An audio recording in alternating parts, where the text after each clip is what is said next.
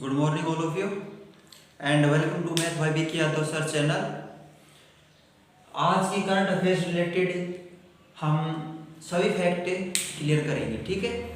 तो आज है 28/8/2020।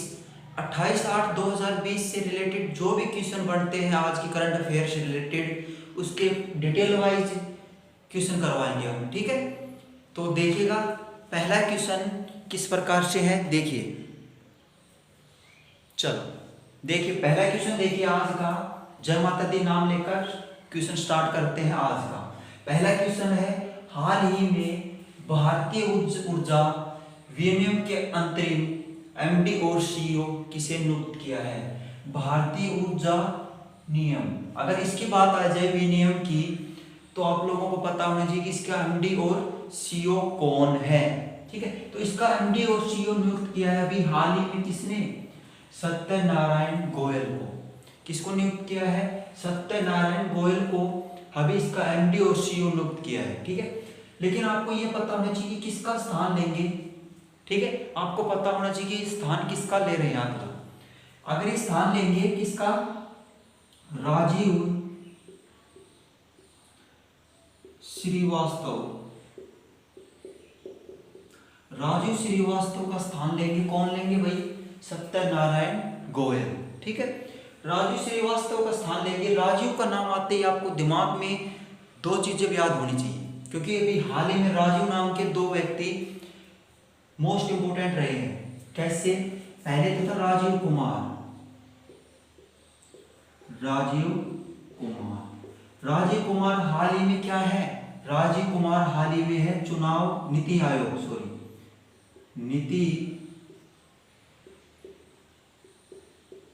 नीति आयोग के अध्यक्ष हैं, कौन है, राजीव कुमार। क्लियर हुआ। दूसरा राजीव कुमार की बात करते हैं, दूसरा राजीव कुमार है, दूसरा राजीव कुमार कौन है, दूसरा राजीव कुमार है चुनाव आयोग के अध्यक्ष, चुनाव आयोग के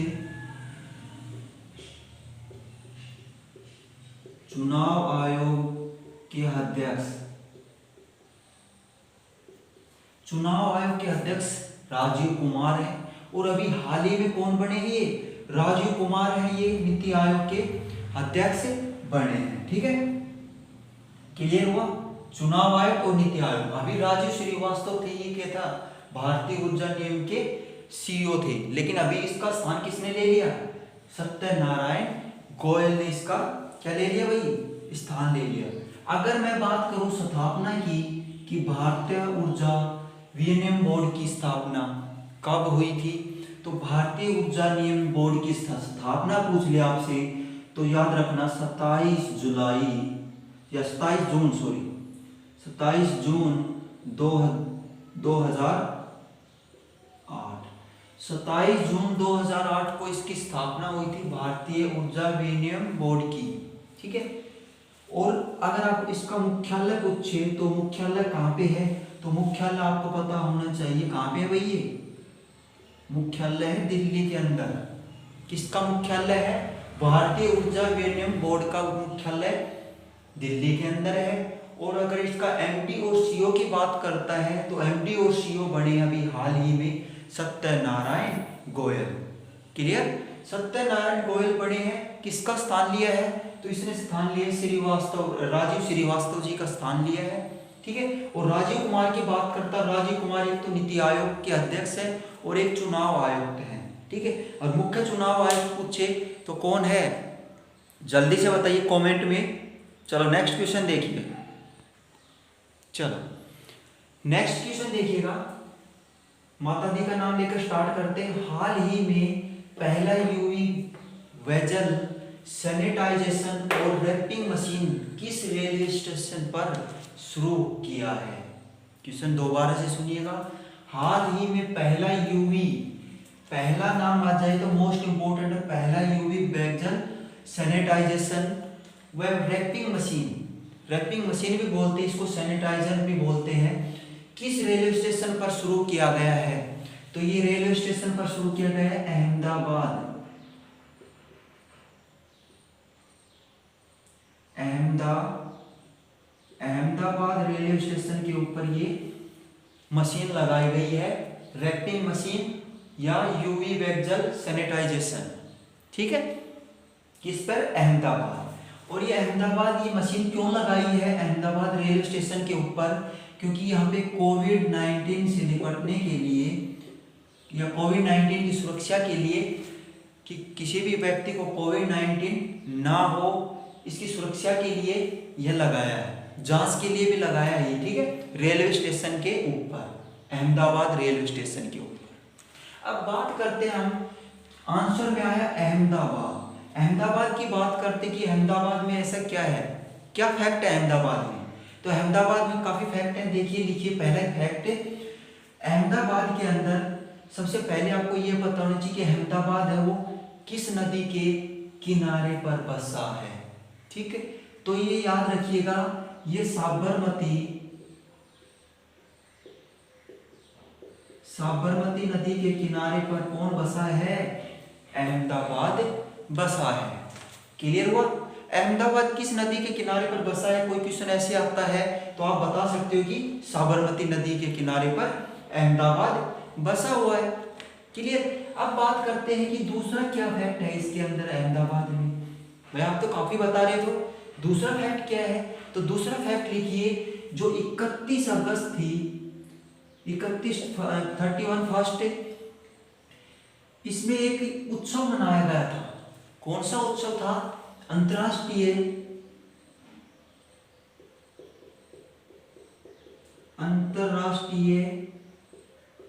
पतंग उत्सव।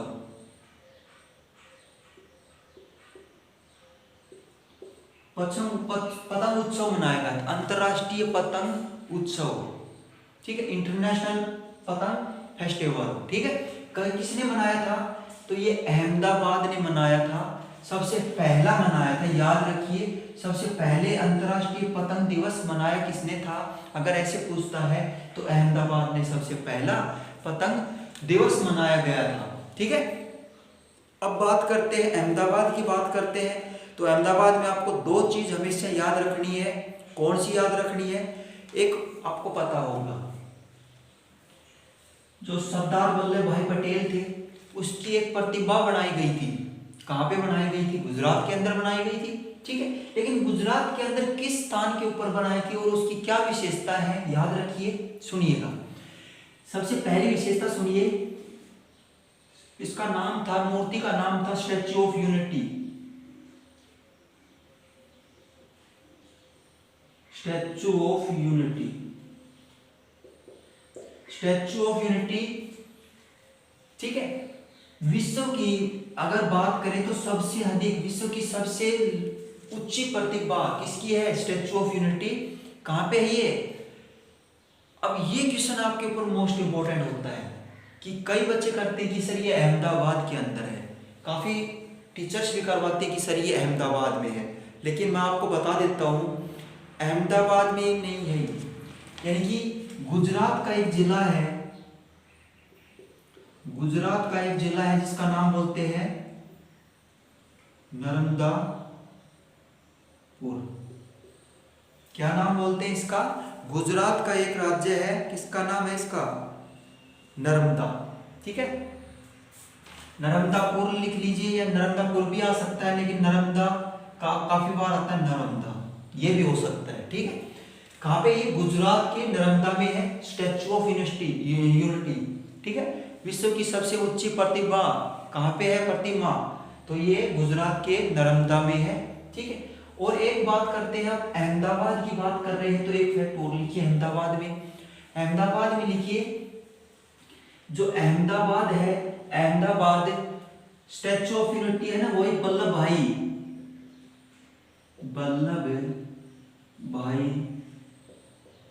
सरदार वल्लभ भाई पटेल थी।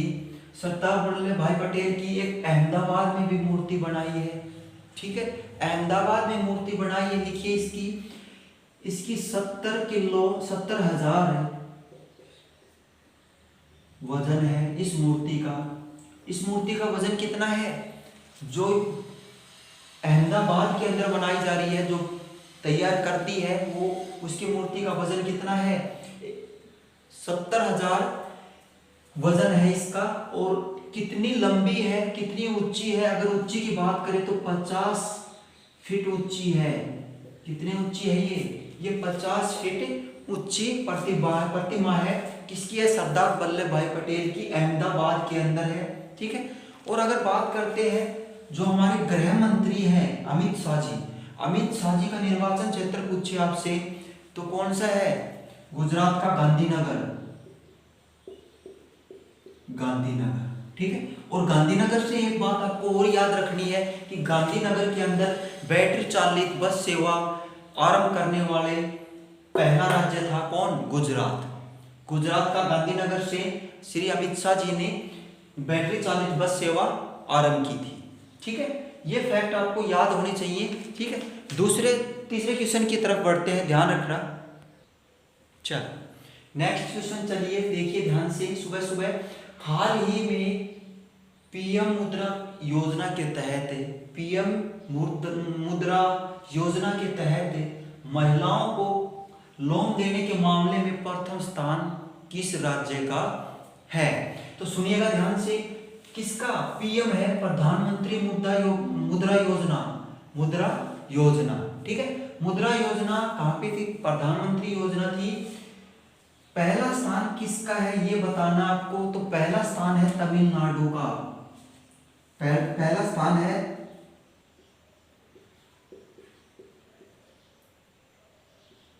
तमिलनाडु का। और दूसरा स्थान की बात करें तो दूसरा स्थान किसका है, पहला स्थान अगर तमिलनाडु का है तो दूसरा स्थान है पश्चिम बंगाल का, पश्चिम बंगाल। ठीक है। और तीसरा स्थान की बात करें तो तीसरे स्थान के ऊपर आता है कर्नाटक। तीसरे स्थान की बात करें तो तीसरे स्थान के ऊपर आता है कर्नाटक। जो महिलाओं को लोन देने के मामले में जो पीएम मुद्रा योजना है उसके तहत लोन देने वाला राज्य, पहला राज्य तमिलनाडु है, सबसे अधिक लोन दिया है। दूसरा मामला आता है पश्चिम बंगाल के आगे, और तीसरा मामला आता है पश्चिम बंगाल के बाद कर्नाटक का। इन तीनों राज्य ने सबसे अधिक लोन दिया है महिलाओं को। ठीक है। अब बात करते हैं, महिलाओं को लोन देने की बात आ रही है आपको, तो लोन देने के मामले में आपको पता होना चाहिए कि कितने रुपए तक का लोन दे सकते हैं। तो आपको पता होना चाहिए ये लोन 10 लाख तक का लोन है। महिलाओं को 10 लाख तक लोन आप दे सकते हो। ठीक है। कौन दे सकता है, पीएम मुद्रा योजना के तहत राज्य सरकार महिलाओं को 10 लाख रुपए तक का लोन आसानी से दे सकता है। उसमें पहले स्थान के ऊपर है तमिलनाडु और दूसरे स्थान पे ऊपर है पश्चिम बंगाल। ठीक है। और अब बात करते हैं कि ये जो प्रधानमंत्री मुद्रा योजना है इसकी शुरुआत कब हुई थी, तो इसकी शुरुआत हुई थी 2015 में। ठीक है। ठीक है। कब हुई थी भाई इसकी शुरुआत, तो इसकी शुरुआत हुई थी 2015 के अंदर इसकी शुरुआत की गई थी प्रधानमंत्री के द्वारा कि महिलाओं को लोन देने के मामले में आपको पता होना चाहिए कि कौन सा राज्य कहाँ पे है, कौन सा कहाँ पे है। महिलाओं की फैसिलिटी के लिए दिया गया है पीएम मुद्रा योजना। ठीक है। तो महिलाओं को 10 लाख रुपए तक का लोन राज्य सरकार दे सकती है। तो पहली राज्य सरकार है जो तमिलनाडु सबसे अधिक लोन दिया है महिलाओं को। 2015 में इसकी स्टार्टिंग हुई थी। अब बात करते हैं, आपको तमिलनाडु की बात करते हैं, तमिलनाडु से फैक्ट आपको याद होना चाहिए कि तमिलनाडु के बारे में, तो आपको याद होना चाहिए कि कॉन्ट्रैक्ट फार्मिंग लागू करने वाला भारत का पहला राज्य कौन है। कॉन्ट्रैक्ट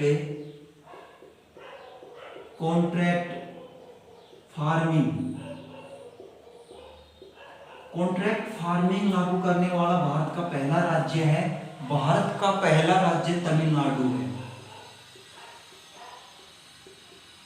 कौन है, भारत का पहला राज्य तमिलनाडु है। ठीक है। तमिलनाडु एक ऐसा राज्य है जो कॉन्ट्रैक्ट फार्मिंग लागू करने वाला पहला राज्य था। ठीक है भाई।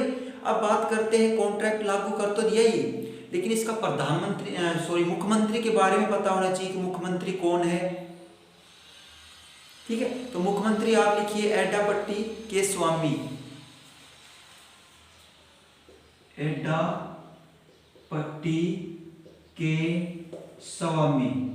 ठीक है ना, इसका कौन है ये, तमिलनाडु का मुख्यमंत्री कौन है, एड्डापट्टी के स्वामी। ठीक है, अब आपको ये पता होना चाहिए कि इसको एक पुरस्कार भी मिला था, आपको याद होगा एड्डापट्टी के स्वामी है जो किसके है, तमिलनाडु के है। तमिलनाडु की ये जो सीएम है इसको एक पुरस्कार दिया गया था, तो उस पुरस्कार के बारे में आपको पता होना चाहिए कि ये पुरस्कार क्या दिया गया था। तो ये पुरस्कार दिया गया था एड्डापट्टी स्वामी को, पॉल हरिम से सम्मानित किया गया था इसको। किससे, पॉल हरिम पुरस्कार दिया गया था किसको, एड्डापट्टी के स्वामी को। ठीक है, क्योंकि ये कॉन्ट्रैक्ट फार्मिंग लागू की थी, उसके उपलक्ष्य में ये पुरस्कार दिया था एड्डापट्टी के स्वामी को। ठीक है, अब बात करते हैं पश्चिम बंगाल की। तो पश्चिम बंगाल को आपको पता होना चाहिए कि किस स्थान में पहले स्थान पर है, तो ये सब्जी उत्पादन में पश्चिम बंगाल, सब्जी उत्पादन में पश्चिम बंगाल पहले स्थान के ऊपर है। ठीक है, अगर सब्जी उत्पादन की बात करें तो सब्जी उत्पादन में प्रथम स्थान है पश्चिम बंगाल का। अगर आपसे ऐसे बात करता है कि फल उत्पादन में या फलों में प्रथम स्थान किस, भारत में प्रथम स्थान किसका है, जिसको फलों के उत्पादन में प्रथम स्थान है, या ऐसे पूछ सकता है कि फलों के उत्पादन में भारत का प्रथम राज्य कौन सा है, तो कौन सा भारत का प्रथम राज्य है, ये है आंध्र प्रदेश। कौन सा राज्य भाई, आंध्र प्रदेश है जो फलों के उत्पादन में प्रथम स्थान के ऊपर है।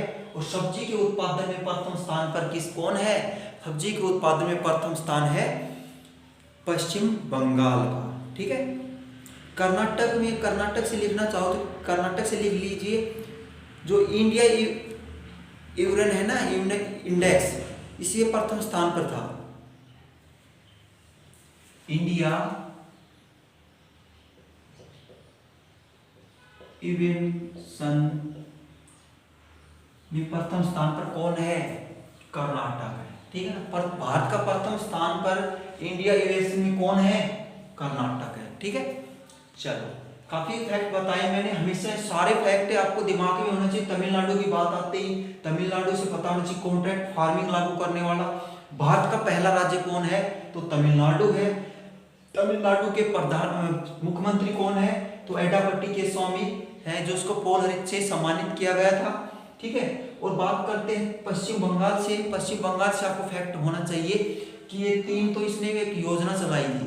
ठीक है, और एक ये फलों के, सब्जी के उत्पादन में प्रथम स्थान पर है पश्चिम बंगाल। ठीक है, पश्चिम बंगाल के सीएम की बात करते हैं तो कौन है, ममता बनर्जी है। ठीक है, और अगर जाए उसकी बात करते हैं और आगे बात करते हैं योजनाओं के बारे में बात करते हैं, तो एक तो है कोरोना क्लीन योजना स्टार्ट की है, किसने, पश्चिम बंगाल ने स्टार्ट की है।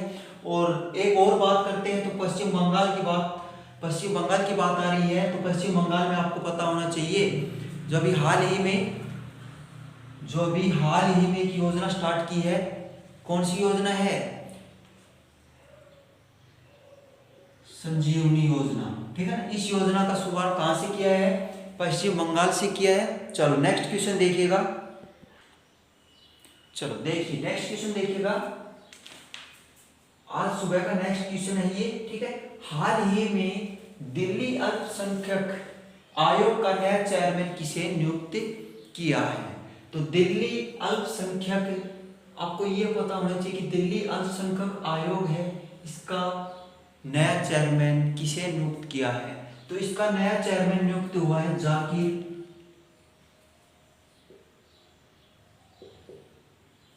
खान।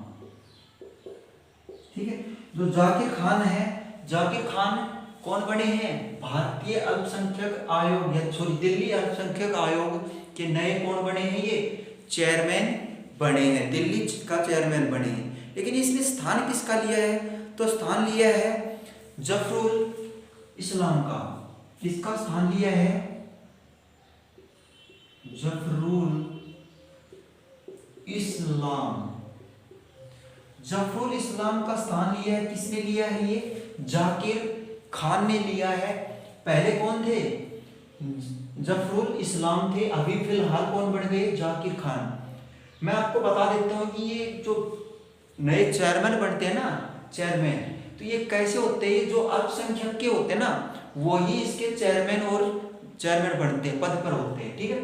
जो पहले था ये ये था जफरुल इस्लाम था, ये अल्पसंख्यक आयोग का था, ठीक है। लेकिन इसका 3 साल पूरा हुआ है। अब ये कितने साल के लिए बनता है आपसे पूछ सकता है, तो 3 साल के लिए बनाए जाते हैं। कितने साल के लिए बनाए जाते हैं? 3 साल के लिए बनाए जाते हैं। और आपको पता होना चाहिए कि इसमें जो एक तो अध्यक्ष होता है, एक तो जो आपको स्ट्रक्चर बना के बताता हूं मैं, ये होता है, ये तो क्या होता है? अध्यक्ष होता है, ठीक है। और ये अध्यक्ष होने के बाद में ये तो कौन है? अब जाकिर खान है। और इसके नीचे कितने हैं सदस्य? इसके नीचे 5 सदस्य होते हैं। कितने सदस्य होते हैं भाई? 5 सदस्य होते हैं। जो क्या होते हैं? ये इसके नीचे 5 सदस्य होते हैं ना, ये क्या है?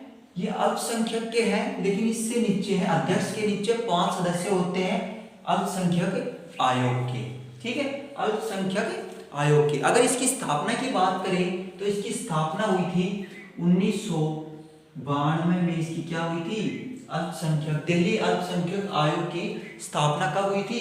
1992 में इसकी क्या हुई थी भाई? स्थापना हुई थी, ठीक है। ये सभी क्या होने चाहिए भाई? सभी अल्पसंख्यक आयोग के सदस्य होने चाहिए, यानी कि सारे अल्पसंख्यक है ना, ये जो इसमें अल्पसंख्यक में आते हैं ना, ये ऐसी काउंटिंग करता है। 5 सदस्य होते हैं। कैसे होते हैं ये? मान लीजिए इस्लाम धर्म है, ठीक है, बौद्ध धर्म है, ऐसे ये पहले तो 5 थे, 5 शामिल थे, लेकिन अभी हाल कब हुए थे 5? ये 1993 में तो 5 ही धर्म शामिल थे इसके अंदर, इस्लाम, बौद्ध, ठीक है, ऐसे। और अभी हाल ही में कितने हैं? 6 बन गए हैं, ठीक है। हाल ही में पूछे तो 6 है। कब बने ये? 2015 में ये 6 बने हैं, लेकिन पहले कितने थे ये? 1993 में 5 थे। स्थापना की बात करें तो स्थापना हुई थी 1992 में। एक अध्यक्ष होता है और 5 सदस्य होते हैं। ये 3 साल के लिए बनाए जाते हैं। जो अभी हाल ही में वो जाकिर खान है। पहले कौन था? जफरुल इस्लाम था, ठीक है, दिल्ली अल्पसंख्यक आयोग का चेयरमैन, ठीक है। नेक्स्ट क्वेश्चन देखिएगा। चलो नेक्स्ट क्वेश्चन देखिएगा।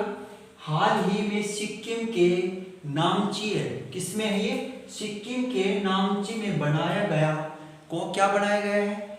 Football stadium. फुटबॉल स्टेडियम का नाम किसके नाम पर रखा है? भारत का पहला है, ये भारत का पहला है। हाल ही में सिक्किम में बनाई, कहाँ पे बनाई? सिक्किम में बनाए, नामची, सिक्किम के नामची गांव है, जिला है जो, उसमें बनाया गया है फुटबॉल स्टेडियम, ठीक है। फुटबॉल स्टेडियम किसके नाम पर रखा गया है? तो नाम पर रखा गया है वाईचुंग भाटिया। वाईचुंग भूटिया है, भूटिया, इसके नाम पर रखा गया है, ठीक है। आपको पता होगा। अब आप कहोगे सर इसमें क्या विशेषता थी? तो इसमें विशेषता की बात करता हूं मैं आपसे कि इसमें पहली विशेषता थी, जो ये फुटबॉलर थे। पहली बात तो ये भारतीय फुटबॉलर थे, जो कप्तान थे। क्या थे ये? कप्तान थे।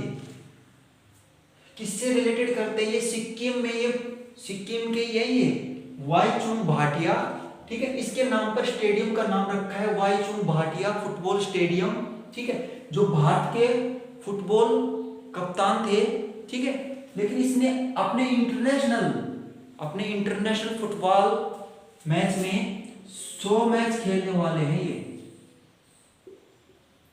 100 मैच खेलने वाले एकमात्र भारतीय है ये, ठीक है, जो वाईचुंग भाटिया है, जो सिक्किम से रिलेटेड है, सिक्किम से संबंधित रखते हैं, उसमें एक नामची गांव है, उसमें ये स्टेडियम बनाया गया है। नाम क्या है स्टेडियम का? वाईचुंग भाटिया स्टेडियम। ठीक है, ये 100 मैच खेल चुके हैं। ठीक है, अभी संन्यास ले लिया इसने, संन्यास लेने के बाद इसका नाम रखा गया वाईचुंग भाटिया। ठीक है, अब इसकी बात करते हैं वाईचुंग भाटिया तो आपको पता है। ठीक है, अब आपसे बात करते हैं सिक्किम। सिक्किम की बात आई तो सिक्किम में आपको पता होना चाहिए, सिक्किम में आपको पता होना चाहिए कि सिक्किम जो जैविक खेती लागू करने वाला भारत का पहला राज्य कौन सा है? सिक्किम।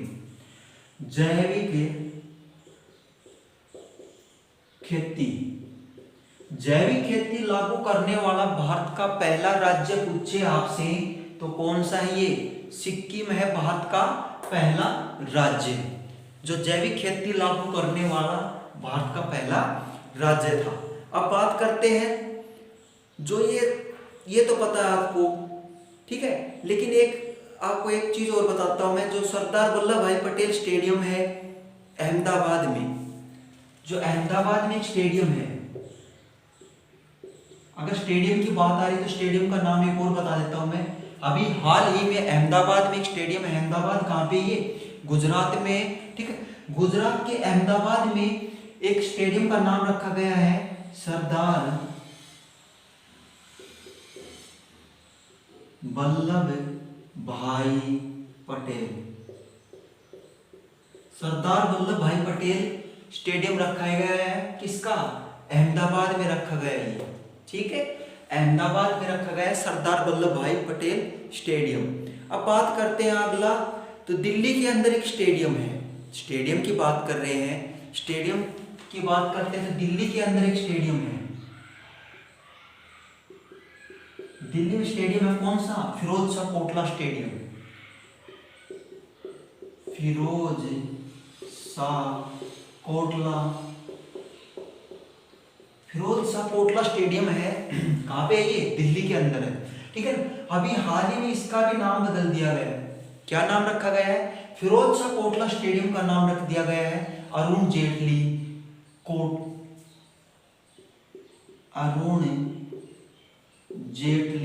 स्टेडियम। क्या नाम रख दिया गया भाई? अरुण जेटली स्टेडियम नाम रख दिया गया है। किसका नाम रखा गया है? ये फिरोज शाह कोटला स्टेडियम। और जो ये फिरोज शाह कोटला स्टेडियम है ना, दिल्ली के अंदर है, तो आपको एक बात और याद होनी चाहिए, दिल्ली के अंदर फिरोज शाह कोटला स्टेडियम है, इसका नाम अरुण जेटली तो कर दिया गया है, लेकिन वहां पे एक पैवेलियन का नाम है। दिल्ली में एक जो अरुण जेटली स्टेडियम किया गया है उसमें एक पवेलियन है, पवेलियन का नाम क्या कर दिया गया है? किसके नाम पर? विराट कोहली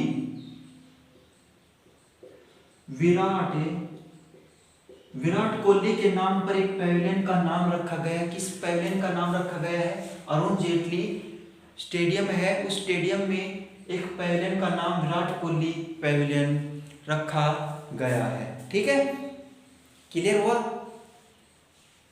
यहां तक क्लियर है?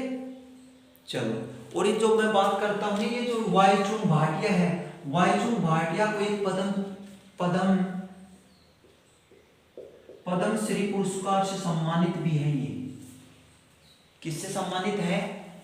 बहुत ही विशेष पुरस्कार है पद्मश्री। पद्मश्री पुरस्कार से कौन सम्मानित है? वाईचुंग भाटिया, जो अभी सिक्किम के नामची गांव में एक स्टेडियम बनाया जा रहा है, उस स्टेडियम का नाम रखा जाएगा, क्या नाम रखा जाएगा? वाईचुंग भाटिया स्टेडियम। ठीक है, जो सिक्किम के अंदर है। चलो नेक्स्ट क्वेश्चन देखिए। चलो नेक्स्ट क्वेश्चन देखिएगा, आज का 9th क्वेश्चन है। नेक्स्ट क्वेश्चन, हाल ही में विश्व स्वास्थ्य संगठन क्या नाम है इसका? WHO शॉर्ट फॉर्म में बोलते हैं, तो ने इसे किस महाद्वीप को पोलियो मुक्त करने का ऐलान कर दिया है। किसने ऐलान किया? ये किसका है? ये अफ्रीका महाद्वीप। जो ये अफ्रीका महाद्वीप है, अफ्रीका महाद्वीप को पोलियो मुक्त करने का ऐलान कर दिया है कि यहाँ पे कोई भी पोलियो से ग्रस्त व्यक्ति नहीं है। ठीक है, पोलियो से ग्रस्त व्यक्ति नहीं है। कहाँ पे नहीं है? अफ्रीका महाद्वीप में। ठीक है, अब ये क्लियर है। आपको ये पता चल गया विश्व स्वास्थ्य संगठन ने एक पोलियो मुक्त महाद्वीप घोषित किया है। कौन सा किया है? अफ्रीका महाद्वीप का ऐलान किया है। ठीक है, अब ये बात करें तो कब किया है ये? तो ये अभी हाल ही में किया है 25 अगस्त को। 25 अगस्त 2020 को अफ्रीका महाद्वीप है, अफ्रीका महाद्वीप को पोलियो मुक्त करने का ऐलान कर दिया है। ठीक है, और एक बात बताता हूँ मैं, अफ्रीका महाद्वीप से रिलेटेड बात बताता हूँ। जो क्षेत्रफल और जनसंख्या दोनों में सबसे क्षेत्रफल व जनसंख्या दोनों में ही दूसरे स्थान के ऊपर कौन है? अफ्रीका महाद्वीप है। क्षेत्रफल व जनसंख्या की दृष्टि से दूसरा सबसे बड़ा महाद्वीप कौन सा है? तो अफ्रीका महाद्वीप है। जो क्षेत्रफल की दृष्टि से व जनसंख्या की दृष्टि से दूसरे स्थान के ऊपर है कौन? अफ्रीका महाद्वीप। क्लियर हुआ? और प्रथम स्थान की बात करें तो प्रथम स्थान पे आपको पता होना चाहिए कौन है? एशिया महाद्वीप। एशिया महाद्वीप। ठीक है, एशिया महाद्वीप है। एशिया महाद्वीप जनसंख्या व क्षेत्रफल की दृष्टि से प्रथम स्थान है विश्व में। ठीक है, प्रथम स्थान है। और दूसरे स्थान के ऊपर कौन है? अफ्रीका महाद्वीप है। ठीक है, और अगर बात करते हैं अफ्रीका महाद्वीप की, तो अफ्रीका महाद्वीप में आपको एक बात याद होनी चाहिए कि सबसे ऊंची चोटी है, अफ्रीका महाद्वीप में सबसे ऊंची चोटी कौन सी है?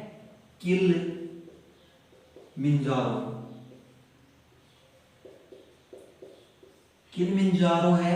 ये अफ्रीका महाद्वीप की सबसे ऊंची चोटी है। किलिमंजारो है, माउंट किलिमंजारो है। ये अफ्रीका महाद्वीप की सबसे ऊंची क्या है? चोटी है। और अफ्रीका महाद्वीप की बात करते तो क्षेत्रफल व जनसंख्या की दृष्टि से दूसरा स्थान है और पहला स्थान है एशिया महाद्वीप का। और ये पोलियोग्रस्त था एक जिला इसका, अफ्रीका महाद्वीप का। लेकिन अभी हाल ही में इसका ऐलान कर दिया WHO ने कि 25 अगस्त 2020 को अफ्रीका महाद्वीप में कोई भी व्यक्ति पोलियो से ग्रस्त नहीं है। क्लियर हुआ? चलो अब ये तो अफ्रीका महाद्वीप की बात हो गई। अगर आपसे पूछे कि भारत में एक पोलियो मुक्त कब हुआ था, तो भारत WHO ने भारत को पोलियो मुक्त कब किया था? तो भारत को पोलियो मुक्त किया था 2014 में, भारत को पोलियो मुक्त कर दिया था। ठीक है, भारत को पोलियो मुक्त किया था 2014 में। और अफ्रीका महाद्वीप को अभी 2020 में किया है, 25 अगस्त 2020 में किया है। नेक्स्ट क्वेश्चन देखिए, आज का लास्ट क्वेश्चन है। नेक्स्ट क्वेश्चन ध्यान से देखिए। चलो नेक्स्ट क्वेश्चन देखिए आज का। हाल ही में किस राज्य ने अपना पहला ड्रैगन फेस्टिवल मनाया है? क्वेश्चन दोबारा से सुनिएगा। हाल ही में किस राज्य ने अपना पहला ड्रैगन फ्लाई फेस्टिवल, ये फेस्टिवल को क्या बोलते हैं? उत्सव भी बोलते हैं, मनाया है। किस राज्य ने मनाया है ये? तो किस राज्य ने मनाया है भाई? तो ये मनाया है केरल ने। ठीक है, केरल अपना पहला मनाया है। याद रखना, पहला शब्द आ रहा है, पहला ड्रैगन फ्लाई फेस्टिवल। ठीक है, ड्रैगन फ्लाई फेस्टिवल पहला मनाया है केरल ने। इसका नाम क्या है? अगर नाम की बात करो आप, तो नाम है थुम्बी महोत्सव। थुम्बी महोत्सव है इसका नाम। ठीक है, जो इसका 2020 भी लिखा जाता है, 2020 ऐसे बोल सकते हैं आपको, थुम्बी महोत्सव 2020 अभी हाल ही में मनाया है। किसने? केरल ने मनाया है। ठीक है, पहला मनाया अपना पहला केरल ने मनाया है थुम्बी महोत्सव 2020 बोलते हैं, सॉरी इसको। ठीक है, अब बात करते हैं केरल की। ठीक है, केरल की राजधानी की बात करें तो राजधानी क्या है? तिरुवनंतपुरम। केरल की राजधानी की बात करते हैं तो केरल की राजधानी है क्या, तिरुवनंतपुरम, ठीक है। और तिरुवनंतपुरम एक है, इसे भारत का पहला स्पेस पार्क स्थापित है।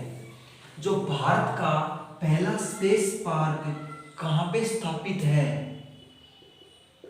स्पेस पार्क कहाँ पे है ये, तिरुवनंतपुरम में है। तिरुवनंतपुरम किसकी राजधानी है, केरल की राजधानी है। और भारत का पहला स्पेस पार्क कहाँ पे है ये, स्पेस पार्क तिरुवनंतपुरम, तिरुवनंतपुरम में स्पेस पार्क है, ठीक है। क्लियर हुआ ये। अब बात करते हैं तो तिरुवनंतपुरम में जो केरल है, केरल का मुख्यमंत्री कौन है, तो केरल का मुख्यमंत्री है पिनरई विजय।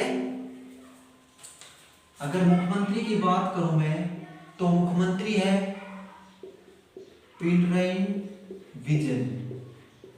पिनरई विजय, पिनरई विजय क्या है, केरल के मुख्यमंत्री हैं। अगर बात करूं मैं गवर्नर की तो गवर्नर कौन है केरल के, तो केरल के गवर्नर है आरिफ मोहम्मद।